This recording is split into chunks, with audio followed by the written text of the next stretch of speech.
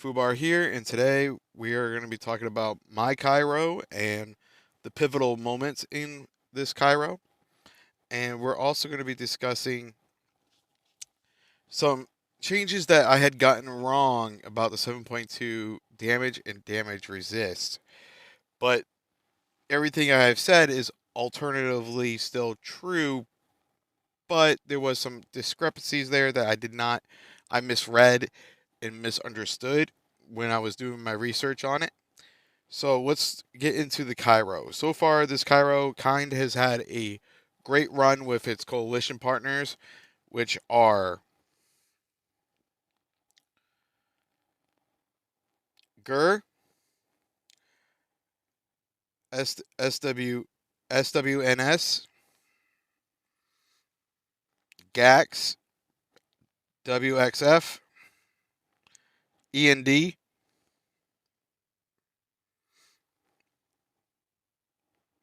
and also I believe BFFL were the initial allies for us, and we it was pretty much east and west. North and east. Sorry, not east. North and west together as allies, and then it was against east and south, and we have pretty much ultimately it was a very level L4 event. It was very fair, very even. Almost every single member on the battlefield on every alliance was over 100 million. There was only like one really big whale. We have one whale in our group, and it was pretty evenly matched. The number one pivotal moment that it actually was right here at the military lab, and it was where they had actually gotten very close to taking the military lab from us, and we managed to hold it and take that from them and push down and block them out. After that, it's been kind of a it was a kind of a downward spiral for East, and we were keep going, and we kept just putting pressure on them. And the next pivotal moment was when we were able to take this lower arms factory right here, because our helicopter groups could go down and support our allies as we kept them from coming across and getting to a blockhouse in the south. And we also had managed to seal them in at their blockhouse one. So that was a very big pivotal moment. All our allies, I have to say, were mostly good temperament. They was, to my knowledge, there was not a whole ton of trash talking. Um, we actually enjoyed this L4 event very much. Um, X21, props to them, very good fighters. SE1, props to you. PHMF, props to you. And all the Southern Alliance, props to you again. You guys tried your hardest. You guys fought well. You guys were it was never a dull moment. They were always fighting. I wasn't always able to participate in the fights because I had a lot going on in my life at the moment outside of the game, and it was a very fun L4. But there was something changes in the L4 that I didn't really. It it felt like very lackluster. All the map changes were good, but I feel some of the structures were slightly underpowered, like the Scorpion cannon. You got this massive Scorpion cannon, and my helicopter can sit there and tank it pretty much like 6 to 10 shots all the way through when the guy already had max tech. And yeah, I could sit there and just take the shots and not really have to worry about taking too many losses. So some of the structures I feel were very underpowered, minus obviously the roadblocks, but in the AA. But yeah, it was. But overall, other than the structures, it was very enjoyable this L4, and it was a good um event for Kind to come out and show itself to the public as an alliance. And we were aiming for gold 3, but we ended up falling into silver 1 because of our alliance tech. And because it was not complete. We took over a shell alliance and we're building it up. And I want to give a shout out to the R4 and R5s in there. There is a rotation of R4s, so we're going to go through the list, okay? We're going to go right in. So the shout out to these members are Dr. Inkling, who was easily one of the MVPs of this event. He was the leader. He dealt with most of the diplomatic building solutions, fight plans, everything boiled down to Inkling. Two, he was our whale for this event, and he was a massive help. He really helped fortify the line.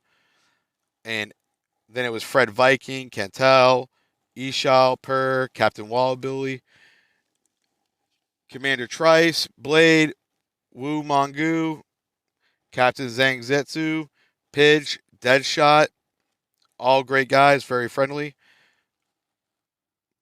Maleficate, War Elite, Renegade Hobo, Hazel, Black Tesla, Iron Eagle, Pizza Hawaii, Mikey Kills, Wesin Tooth, Sloshy the Ripper, Kit Tac, Harley Quinn, Cheeseburgo, Vitamin, Vindicate, Just a Buff Cat, Spicy Tuna, Doremi, Alex Chase, Star Wars. All those people I have mentioned were, in my opinion, the MVPs of this event. They fought really hard. They were super active and very helpful. So props to them and their success.